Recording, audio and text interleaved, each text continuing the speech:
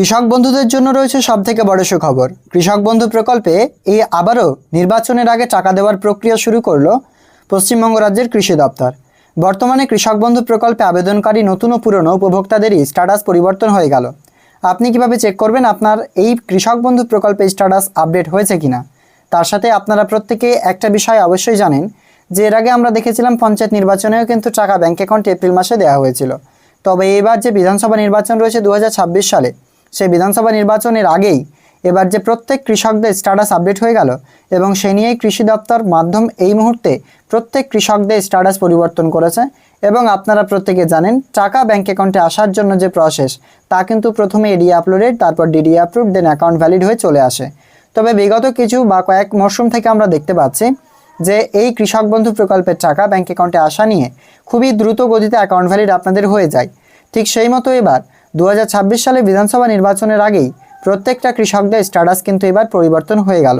আপনাদেরকে আমাদের আজকের আপডেটে এই আপডেটসটা স্পষ্টভাবে এবং মূল্যবান তথ্যটা দিয়ে সাহায্য করা হবে যে এই প্রকল্পের মাধ্যমে আপনাদের প্রত্যেকের স্ট্যাটাস এই মুহূর্তে পরিবর্তন করা হলো রাজ্যের কৃষি দপ্তরের তরফ থেকে।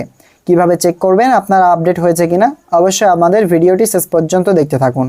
রাজ্য সরকার আপনাদেরকে প্রত্যেক 2 মরশুমে, অর্থাৎ একটি বছরে 2 মরশুম খরিফ ও রবি, অপর 2 মরশুমের মাধ্যমে 2000 করে 4000 কিংবা 5000 করে 10,000 টাকা আর্থিক সাহায্য করে থাকেন জমির পরিমাণ হিসেবে।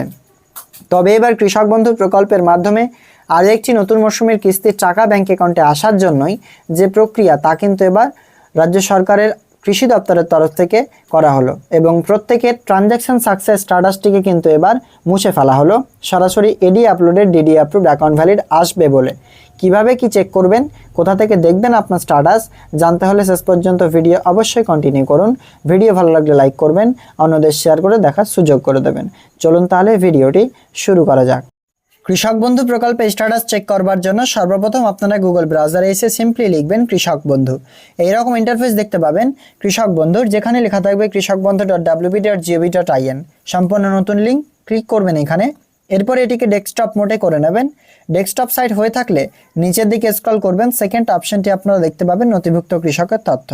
অপশনেতে যখনই আপনি ক্লিক করবেন, সিলেক্ট অপশনের জায়গায় টোটাল 6টি জিনিস থাকবে: voter card, Aadhaar card, bank account number, কেবিআইডি, মোবাইল নাম্বার, অ্যাকনোলেজমেন্ট নাম্বার। 6-7টি অপশনের মধ্যে যে কোনো একটি আপনি সিলেক্ট করবেন। Like voter card number, ID card number বসিয়ে আই অ্যাম নট এ রোবটে ক্লিক করে সার্চ অপশনে একবার ক্লিক করলেই আপনার সামনে চলে আসবে আপনার স্ট্যাটাস। অন স্ক্রিনে যেমন আপনারা দেখতে পাচ্ছেন, আমরা ইতিমধ্যেই কৃষকের স্ট্যাটাস বের করেছি। ভোটার নাম্বার, এদিকে কেবিআইডি, আধার নাম্বার, নেম, ডিস্ট্রিক্ট, ব্লক, গ্রাম পঞ্চায়েত, পুরো ডিটেলস এখানে আপনাদের রয়ে গেছে। এখানে আপনারা দেখুন স্ট্যাটাস অ্যাপ্রুভ, পুরনো কৃষক, টাকা পাচ্ছেন প্রত্যেক মরশুমেই।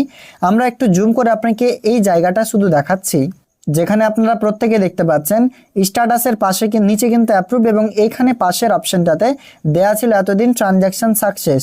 এই ট্রানজ্যাকশন সাকসেস লেখাটিকে এবার ব্ল্যাঙ্ক হয়ে গেল।